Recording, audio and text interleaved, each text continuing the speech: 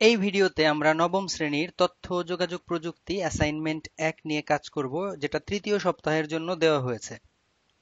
প্রথমে আমরা প্রশ্ন দেখি যে প্রশ্নে কি বলেছে, কোথা হতে প্রশ্ন এসেছে এবং কি চেয়েছে। আমরা যদি প্রশ্নের দিকে লক্ষ্য করি তাহলে প্রশ্নটি প্রথম অধ্যায় ই লার্নিং থেকে এসেছে। এখানে বলেছে বর্তমান করোনার ন্যায় পরিস্থিতি অর্থাৎ স্বাভাবিক শ্রেণী কার্যক্রম পরিচালনা সম্ভব না হলেই ই লার্নিং এর সাহায্যে শিক্ষা কার্যক্রম কিভাবে সম্পন্ন করা সম্ভব, তোমার প্রস্তাবনা প্রতিবেদন আকারে উপস্থাপন করো। এখানে প্রতিবেদনে যা যা থাকতে হবে সেটা হচ্ছে ভূমিকা, করোনার ফলে স্বাভাবিক শ্রেণী কার্যক্রম চালু না রাখার যৌক্তিকতা, ই লার্নিং এর ধারণা, ই লার্নিং এর সুবিধা, ই লার্নিং বাস্তবায়নের ক্ষেত্রে চ্যালেঞ্জ সমূহ, ই লার্নিং এর মাধ্যমে কাঙ্ক্ষিত দক্ষতা অর্জন, স্বাভাবিক সময়ে শিক্ষার সহায়তা হিসেবে ই লার্নিং এর সম্ভাবনা অর্থাৎ স্বাভাবিক সময়ে শিক্ষার সহায়তা ই লার্নিং কি সম্ভাবনা রাখে এবং উপসংহার। এই সবগুলো পয়েন্ট থাকতে হবে। তো এখানে আমি যে প্রতিবেদনটি দেখাবো বা উপস্থাপন করব সেটা যে হুবহু লিখতে হবে এমন কোনো মানে নেই। এখান থেকে ধারণা নিয়ে যে যার মতো নিজের মতো লিখতে পারে।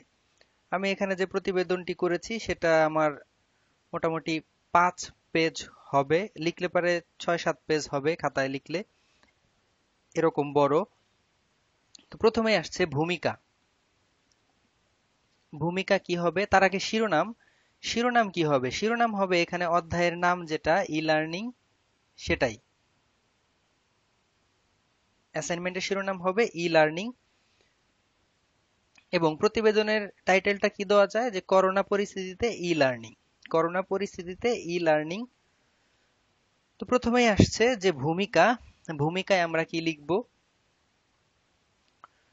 যে দীর্ঘ এক যুগ চেষ্টায় দেশের পুরো শিক্ষা ক্যালেন্ডারে ফিরে এসেছিল শৃঙ্খলা। প্রাথমিক থেকে উচ্চ মাধ্যমিক শিক্ষা ক্যালেন্ডারে শৃঙ্খলা ফেরার সঙ্গে সঙ্গে উচ্চ শিক্ষায় সেশন জটও চলে এসেছিল সহনীয় মাত্রায়। তবে করোনার ছোবলে ৮ মাস ধরে সকল শিক্ষা প্রতিষ্ঠান বন্ধ। এখন ওলটপালট পুরো শিক্ষা ক্যালেন্ডার। বিপর্যস্ত শিক্ষা কার্যক্রম, শিক্ষার্থী, শিক্ষক সহ শিক্ষা সংশ্লিষ্ট কোটি কোটি মানুষের জীবন রক্ষায় শিক্ষা প্রতিষ্ঠান খোলার চিন্তাও করা যাচ্ছে না। ক্ষতি কিছুটা পুষিয়ে নিতে হাতে গোনা কিছু প্রতিষ্ঠান কম বেশি ক্লাস নিলেও তাতে সংকটের সমাধান হচ্ছে না। একাডেমিক ক্যালেন্ডার থেকে একটি বছর হারিয়ে যাবে কিনা তা নিয়েও অনিশ্চয়তার তৈরি হয়েছে। এই পর্যন্ত লেখার পর তথ্য বলছে ১৯৭১ সালের মহান মুক্তিযুদ্ধের সময় ছাড়া সকল স্তরের শিক্ষা প্রতিষ্ঠানে এমন টানা বন্ধের ঘটনা আর ঘটেনি। তবে করোনার কারণে শিক্ষার সংকট এখন পৃথিবী জুড়েই। জাতিসংঘ ইতিমধ্যে বলেছে এত বেশি সংখ্যক শিক্ষার্থীর স্কুলে যাওয়া বন্ধ আগে কখনো হয়নি। এমনকি দুটি মহাযুদ্ধের সময়ও শিক্ষার ক্ষেত্রে এই সংকটের পরিস্থিতি তৈরি হয়নি। এ পর্যন্তই হচ্ছে ভূমিকা। এরপর আমাদের লিখতে হবে স্বাভাবিক শ্রেণী কার্যক্রম চালু না রাখার যৌক্তিকতা। বর্তমান প্রেক্ষাপটে সবচেয়ে প্রাসঙ্গিক প্রশ্ন হলো এই মুহূর্তে শিক্ষা কার্যক্রম শুরুর সিদ্ধান্ত গ্রহণ করা হলে আদৌ তা যুক্তিযুক্ত হবে কি? শিক্ষা কার্যক্রম শুরু সংক্রান্ত যে কোনো সিদ্ধান্ত গ্রহণের পূর্বে কর্তৃপক্ষকে কয়েকটি বিষয় বিবেচনা করতে হবে। আমরা সকলেই জানি যে প্রাথমিক থেকে শুরু করে বিশ্ববিদ্যালয় পর্যন্ত দেশের সকল শিক্ষা প্রতিষ্ঠানে সনাতন পদ্ধতিতে পাঠদান করা হয়। একই কক্ষে বিপুল সংখ্যক শিক্ষার্থীকে পাঠদান করা হয়। যদি শিক্ষা প্রতিষ্ঠানগুলো তাদের পাঠদান কার্যক্রম পুনরায় শুরু করে এবং যদি কোনো ক্লাসে একজন শিক্ষার্থীও কোভিড-১৯ এর জীবাণু বহন করে, তবে কয়েকদিনের মধ্যে ক্লাসের এবং শিক্ষা প্রতিষ্ঠানের সকল শিক্ষার্থী সংক্রমিত হতে পারে এবং তাদের মাধ্যমে পরিবারের অন্যান্য সমস্যা সংক্রমিত হতে পারে।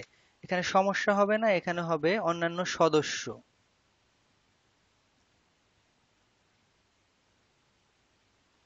অন্যান্য সদস্য সংক্রমিত হতে পারে।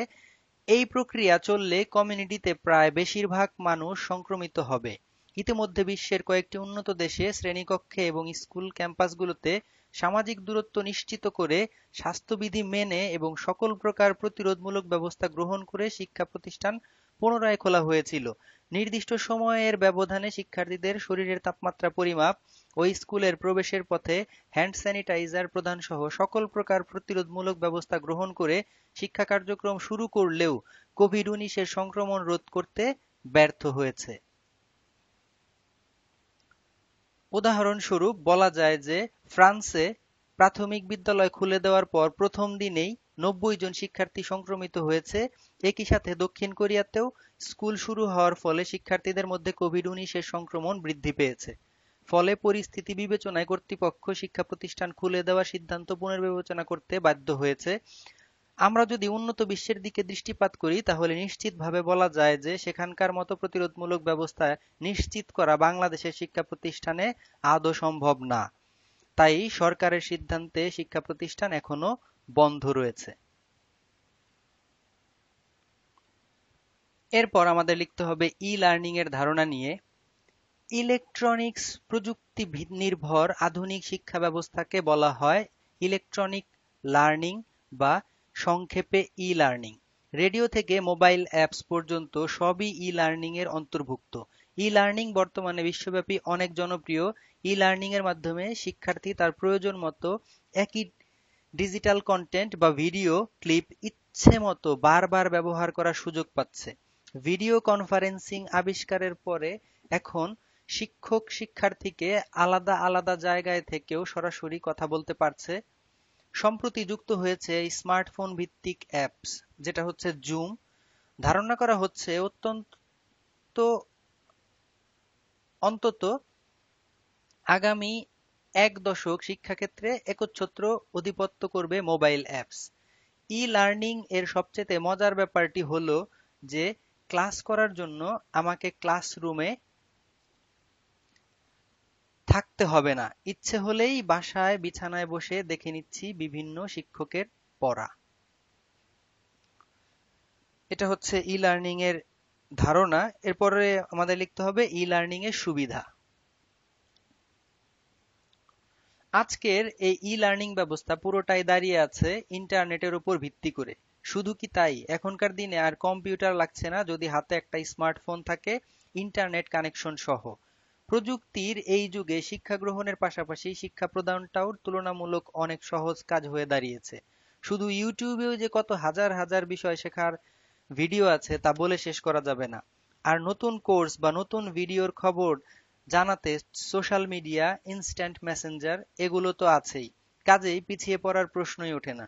ই-লার্নিং এর কোর্সগুলোর আরেকটা বড় সুবিধা হলো এরা যুগের সাথে তাল মিলিয়ে চলে। শিক্ষা প্রযুক্তির ক্ষেত্রে প্রতিদিনই নিত্য নতুন পরিবর্তন ঘটেই চলেছে, আর তার ছোঁয়া ঠিকই পাওয়া যায় ই-লার্নিং এ। এছাড়াও যে বিষয়ে শিখছি তার একেবারে নতুন থেকে নতুনতর বিভিন্ন দিকের ব্যাপারেও জানা যায় ই-লার্নিং এর মাধ্যমে। ই-লার্নিং এর মাধ্যমে শিক্ষা ব্যবস্থায় বিদ্যমান বৈষম্য কমিয়ে আনা সম্ভব। ই-লার্নিং এর মাধ্যমে নতুন স্কুল তৈরি না করে অনেক ছাত্রছাত্রীকে শিক্ষাদান করা সম্ভব। ই-লার্নিং এর মাধ্যমে প্রতিটা ছাত্রছাত্রী তাদের নিজেদের সুবিধা মতো পড়াশোনা করতে পারবে। যে বিষয়ে দুর্বল সে বিষয়ে শিক্ষকের কাছ থেকে অনলাইনে টিউশন নিতে পারবে এবং সেটাও অনেক কম খরচে। ই-লার্নিং এর মাধ্যমে বিশ্বের গুরুত্বপূর্ণ সাম্প্রতিক তথ্য সম্পর্কে সহজেই ধারণা পাওয়া যায়। ই-লার্নিং এর মাধ্যমে একই সাথে একাধিক কর্মকাণ্ড যুক্ত হওয়া সম্ভব। তাই ই-লার্নিং অত্যন্ত গুরুত্বপূর্ণ একটি মাধ্যম। এরপরে আমরা ই-লার্নিং এর বাস্তবায়নের ক্ষেত্রে চ্যালেঞ্জ সমূহ দেখব। উন্নত দেশগুলোতে ই-লার্নিং এর বাস্তবায়নে বেশি লক্ষ্য করা গেলেও সে অনুপাতে আমাদের দেশে ততটা ই-লার্নিং এর বাস্তবায়ন হয়নি, যদিও সরকার ও বেসরকারি উভয় দিক থেকে এটা নিয়ে কাজ চলছে। বাংলাদেশে এখন ই-লার্নিং কার্যক্রম পরিচালনা করছে Shikkhok com, Jaago online school, BRAC, East West এবং এশিয়ান বিশ্ববিদ্যালয় সহ বহু প্রতিষ্ঠান। বাংলাদেশের প্রেক্ষাপটে ই-লার্নিং বাস্তবায়ন অনেকটা কঠিন এবং চ্যালেঞ্জও বটে, কারণ ইন্টারনেটের ব্যবহারের সুযোগ সর্বস্তরে নিশ্চিত করা অনেকটা কঠিন। প্রযুক্তির ছোঁয়া সবখানে লাগলেও ইন্টারনেটের ব্যবহারের সুযোগ সবার হাতে এসে পৌঁছায়নি। সবার কাছে স্মার্টফোন নেই, স্মার্টফোন কেনার টাকা নেই, এটাই বোঝানো হয়েছে। তাই সবার আগে সর্বস্তরে ইন্টারনেট ব্যবহারের সুযোগ নিশ্চিত করতে হবে। ইন্টারনেট ব্যবহারের সহজলভ্যতা নিশ্চিত করা উচিত। যেখানে বিশ্বের ইন্টারনেট ব্যবহারের ব্যয় তুলনামূলকভাবে কম এবং ফ্রি ইন্টারনেট ব্যবহারের সুযোগ রয়েছে, সেখানে আমাদের দেশে এর ব্যয় অনেকটাই বেশি। অনলাইন ভিত্তিক শিক্ষা প্রতিষ্ঠানগুলোকে আধুনিকায়ন করা সর্বক্ষেত্রে সম্ভবপর নাও হতে পারে, কারণ এজন্য প্রয়োজন অবকাঠামোগত উন্নয়ন। এটুকু লেখার পরে ই লার্নিং এর মাধ্যমে কাঙ্ক্ষিত দক্ষতা অর্জন, এটা আমাদের লিখতে হবে। ই লার্নিং এর মাধ্যমে এখন দুনিয়াব্যাপী সাধারণ মানুষের প্রযুক্তিগত সাক্ষরতাকে শাণিত করার অপার সুযোগ রয়েছে। এর মাধ্যমে নিজেকে সমাজের যোগ্য বাসিন্দা হিসেবে গড়ে তোলা যায়। এক্ষেত্রে ছাত্রছাত্রীদের পাশাপাশি শিক্ষকবৃন্দ ই লার্নিং এর মাধ্যমে নিজেদের দক্ষতা বৃদ্ধি করতে পারবেন উন্নত বিশ্বের সব ভালো ভালো শিক্ষকদের পাঠদানের কৌশল দেখে। তবে ই লার্নিং যেহেতু শতভাগ প্রযুক্তিগত শিক্ষা ব্যবস্থা, সে কারণে বাংলাদেশের প্রান্তিক মানুষের প্রযুক্তিগত জ্ঞান ও দক্ষতা বৃদ্ধির জন্য দেশের সামগ্রিক তথ্য প্রযুক্তিগত অবকাঠামোর দিকে সংশ্লিষ্টদের নজর দেওয়া আবশ্যক। পাশাপাশি দেশের সর্বত্র ভালো ব্যান্ডউইথ, সহজলভ্য ও কম মূল্যের ইন্টারনেট সেবা প্রদান করা গেলে দেশের শিক্ষা ব্যবস্থায় ই লার্নিং নতুন এক সংস্কৃতি ও চর্চার জায়গায় উপনীত হবে। মূলত বাংলাদেশের ই লার্নিং ব্যবস্থাকে সাধারণ মানুষের মধ্যে সহজলভ্য ও জনবান্ধব করে একে দেশের শিক্ষা ও সংস্কৃতির মূল অংশে পরিগণিত করতে হবে। ই লার্নিং এর মাধ্যমে যে কেউ খুব কম সময়ে তথ্য প্রযুক্তি ব্যবহারের দক্ষতা অর্জন করতে পারে। খ্যাতনামা বিশ্ববিদ্যালয়ের, কলেজের অথবা স্কুলের ভার্চুয়াল ক্লাসে অংশ নিয়ে নিজের পছন্দের বিষয়ের উপর দক্ষতা অর্জন করা যায়। নিজের সীমিত জ্ঞানের পরিধিকে ই লার্নিং এর মাধ্যমে আরো বিস্তৃত করা যায়। একজন শিক্ষার্থী প্রাতিষ্ঠানিক জ্ঞান লাভের পাশাপাশি অন্যান্য বিষয়ে জ্ঞান লাভ করে নিজেদের আরো দক্ষ করে গড়ে তুলতে পারে। এ পর্যন্ত লেখার পর স্বাভাবিক শিক্ষায় সহায়তা হিসেবে ই লার্নিং এর সম্ভাবনা।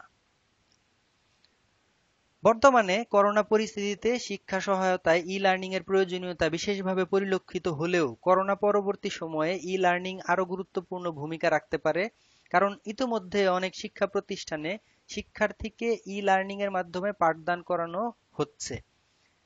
এতে করে একদিকে যেমন শিক্ষার্থীরা প্রযুক্তির ব্যবহারে দক্ষতা অর্জন করতে পারছে, অন্যদিকে তাদের পছন্দমতো শিক্ষকদের কাছ থেকে বিভিন্ন বিষয়ে জ্ঞান অর্জন করতে পারছে।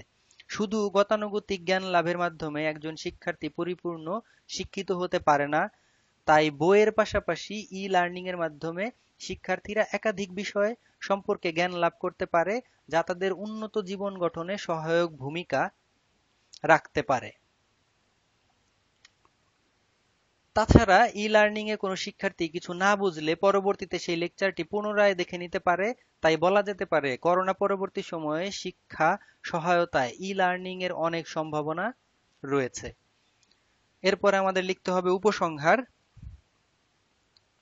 শিক্ষার আলোকে সর্বত্র ছড়িয়ে দিতে প্রাতিষ্ঠানিক শিক্ষা প্রতিষ্ঠান যেমন গুরুত্বপূর্ণ ভূমিকা রাখে, ঠিক সমপরিমাণ ভূমিকা রাখে ই লার্নিং।